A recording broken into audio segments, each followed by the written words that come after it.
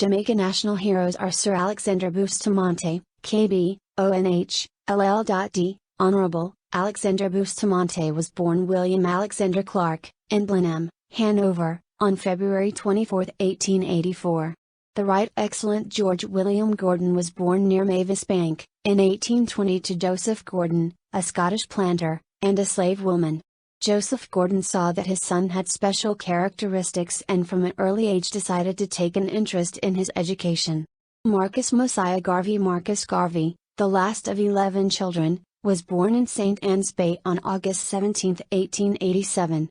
He is said to have been a descendant of the Maroons.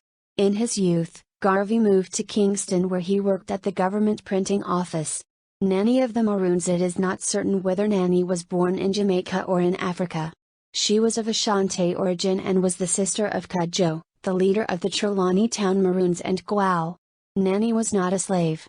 She was married but had no children. Her full responsibility was for the welfare of the women and children in the community. Even the king had to call upon her for advice, especially those relating to women. Norman Manley was born at Roxborough, Manchester on July 4, 1893 to Thomas Albert Samuel Manley, a planter and producer, and Margaret Ann Shearer, a small pinkeeper from Blenheim, Hanover. Manley was one of 4 children. Paul Bogle. It was believed that Paul Bogle was born free about 1822. He was a firm political adherent of George William Gordon who made him a deacon. Bogle lived in Stony Gut but also had another house in Spring Garden. Samuel Sharp. Born in 1801 in Montego Bay, Samuel Sharp grew up as a house slave.